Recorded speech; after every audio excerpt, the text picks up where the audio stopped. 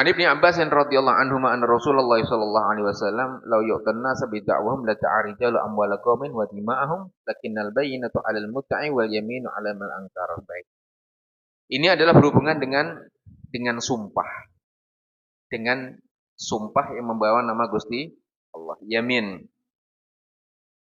Jadi Allah Subhanahu wa taala membuat suatu undang-undang di dalam hidup itu ada aturan-aturannya. Jadi dibuatlah hukum, hukum yang namanya ada hukum pidana, ada hukum kisos, ada fikih ibadah ngebahas masalah ibadah terus. Ada fikih muamalat masalah transaksi yang berhubungan dengan transaksi dibuat undang-undangnya. Ada yang menjelaskan tentang jihad-jihad yang dibahas. Ada yang menghubungkan dengan warisan-warisan dibahas tuntas. Ada yang berhubungan dengan wasiat-wasiat. Ada yang berhubungan dengan hukum-hukum Allah. Semua dituangkan di dalam Quran dan hadisnya. Baik. Tujuan itu semuanya apa? Agar manusia hidup itu tidak seenaknya sendiri. Di sini adalah bab tentang lauyuk ternasa bidakwah. Seandainya setiap orang yang mengadu ke hakim itu harus dituruti tanpa harus ada bukti, maka kata Kanjeng Nabi Muhammad sallallahu alaihi wasallam, disinilah hukum Allah di saat tidak ditegakkan akan menjadi musibah. Ladda'a amwal qaumin wa dima'ahum, maka akan saling nuduh, itu duit saya, itu ini saya. Tapi apa yang Allah buat? Lakinnal bayyinatu 'alal mudda'i wal yaminu 'ala man ankar.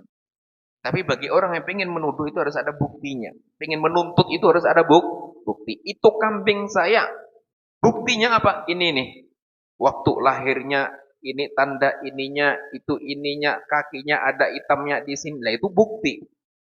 Gak bisa kita menuduh seseorang tanpa bukti, itu gak boleh diatur di dalam Islam. Makanya jangan mudah menduduh tanpa ada bukti. Kenapa? Yang dituduh belum tentu salah, yang nuduh sudah pasti dosanya terlebih zina.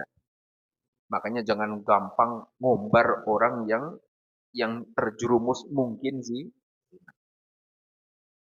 Jadi zina itu hukumnya ada. Di dalam Al-Qur'an juga ada. Di dalam hadis juga ada hukum zina, hukum rajam, hukum apa itu yang namanya hukum cambuk itu ada di dalam Islam. Nah, orang yang nuduh pun ada, ghadab itu ada. Orang nuduh itu ada, hukumannya itu ada. Makanya jika seseorang ingin mengatakan seseorang itu zina, maka harus disaksikan bukti. Buktinya apa? Harus 4 laki-laki. Yang melihat zina itu harus 4, baru dia bisa mengatakan itu orang zina. Artinya apa? Enggak sembarangan agar apa? Agar menjaga seseorang. Kalau sudah ada bukti 4 laki-laki, orangnya sehat, semuanya adil, semuanya bisa dipercaya, tidak ahli maksiat dan lain sebagainya. 4 melihat ketika sedang melakukan zina, barulah itu dipercaya dan boleh mengatakan orang itu zina dengan bukti-bukti. Nah sekarang nggak ada buktinya. Terus kita nguduh dia itu zina, ya dosa. Ya makan haddul qadhaf, harus dicambuk 80 kali cambukan itu orang. Kenapa? Belum tentu dia zina. Makanya Kanjeng Nabi ketika didatangi oleh salah seorang perempuan yang mengaku dirinya zina, Kanjeng Nabi nyuruh pulang dulu, dipikir yang apa? Dipikir yang benar, barangkali lapar terus error gitu. Karena kalau sudah lapar itu suka ngelantur tuh. Pengajian juga larinya suara piring kan lebih merdu nih kayaknya nih gitu. Itu efek lapar. Pulang dulu barangkali kamu lapar atau lagi ini gitu kan. Pikir yang benar. Ya Rasulullah, benar saya zina. Ya Rasulullah, pikir lagi. Pulang ke sana. Coba direnungin, pikir yang sehat. Barangkali lagi stres atau apa. Gitu. Suruh pulang dulu. Makanya termasuk orang yang nggak boleh menghakimi orang, hakim nggak boleh menghakimi seseorang di dalam kondisi lapar. Itu nggak boleh. Jadi nggak khusyuk tuh. Sholat juga sama. Makanya disebutkan dalam ulama, kedimul asya alal isya. Kalau ada makan sudah siap waktu asya, sholat isya dulu atau makan dulu? Qaddimul asya, katakan Nabi. Dulu kan makan. Itu hadis. Itu hadis. Qaddimul asya alal isya. Kenapa? Orang yang lapar, orang yang nahan kentut, orang yang nahan pipis, itu menghilangkan kekhusyuan semuanya. Sholat juga enggak Kelihatannya sholat diam nih. Tapi lele, bebek, tongseng, sholat ya ini. Tapi sementara kalau dia kenyang, dia khusyuk dia sholatnya. Mungkin sambil bersyukur, alhamdulillah. Sambil ngantuk. Jadi suruh dulu kan apa? Karena ya tadi. Kenapa orang tidak boleh menghakimi ketika dia sedang lapar? Ya karena lapar itu bisa mengganggu konsentrasi. Sholat terganggu sholatnya. Kalau sudah mules, ya ke kamar mandi dulu, jangan sholat. Karena ganggu kekhusyuan. Nahan pipis, nahan kentut, nahan empuk semuanya. Itu makruh sholatnya. Makruh.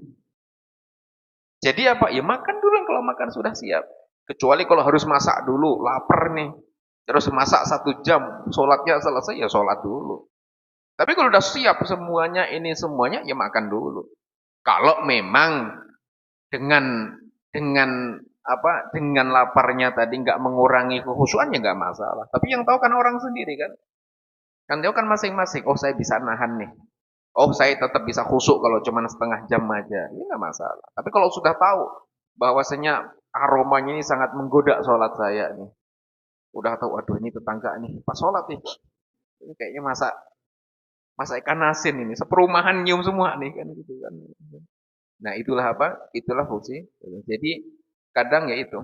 Allah Subhanahu wa taala menjadikan keringanan-keringanan. Bu'istu bil hanafiyati samhati kata Rasulullah. Jadi Kanjeng Nabi ini diutus dengan agama yang paling gampang. Sholatnya simple, fleksibel.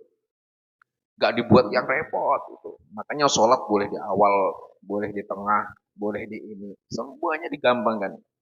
Bagi yang pengen afdol di depan, yang pengen boleh milih agak ke sini, semuanya boleh sholat. Yang penting sholat masih di dalam waktunya. Yang nggak boleh itu yang di akhir sampai nggak kebagian waktunya tuh, itu yang nggak boleh. Baik. Jadi apa di sini adanya undang-undang tuntut menuntut ini harus sesuai dengan bukti. Dan yang mengingkari harus bersumpah, oh saya tidak ngambil, sumpah demi Allah saya nggak ngambil kambingnya.